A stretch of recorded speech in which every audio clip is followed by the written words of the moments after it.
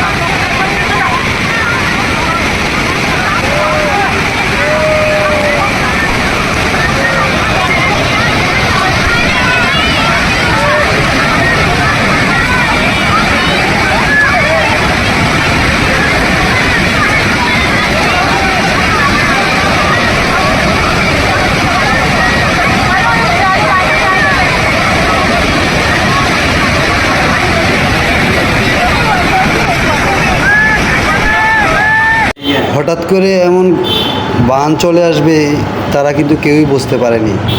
আর পাহাড়গুলোতে না এমনই হঠাৎ করে এরকম বান চলে আসে। দেখুন আপনারা কেউই একটা পরিস্থিতিতে পড়ছে তারা কিন্তু কেউই বুঝতে পারে নাই। আর আমরা সবাই জানি পাহাড় থেকেই নদী সৃষ্টি।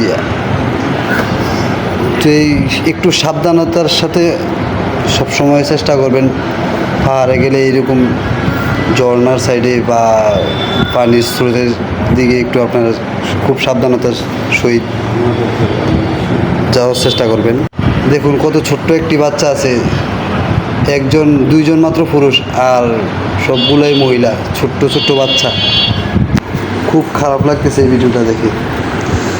সেলফি তোলার জন্য নাকি গেছিল তারা ওইখানে। সেলফি তুলতে গিয়ে নিজেদের মরণ ডেকে নিয়ে আসলো। সেলফি তোলার জন্য গিয়ে দুনিয়াতে আর জায়গা নাই।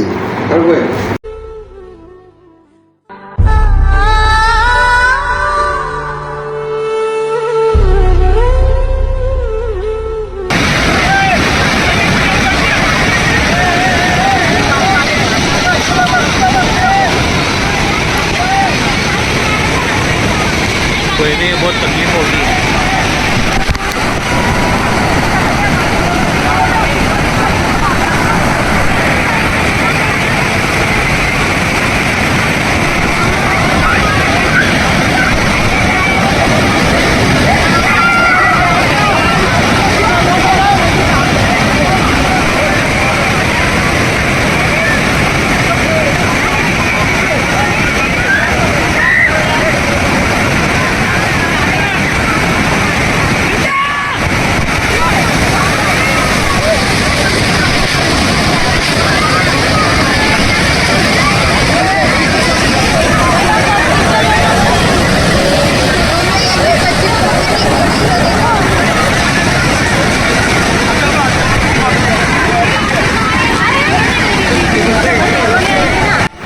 দেখুন পানির স্রোতের কি পাওয়ার। এই যে একজন চলে গেছে, এই যে দুইজন চলে গেছে। এই যে আল্লাহ,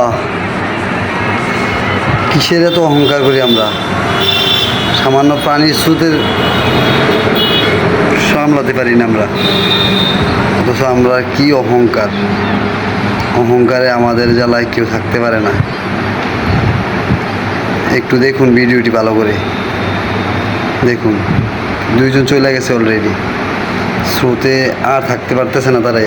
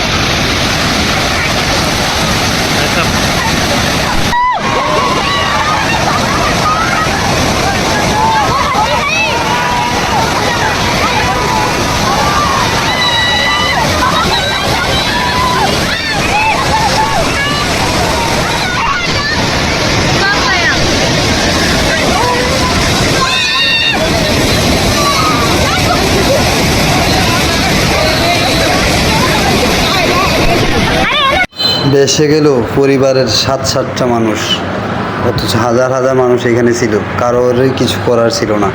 প্রকৃতির কাছে মানুষ কতটা অসহায় দেখুন। আল্লাহ তাআলা সবার মঙ্গল করুক, আমিন।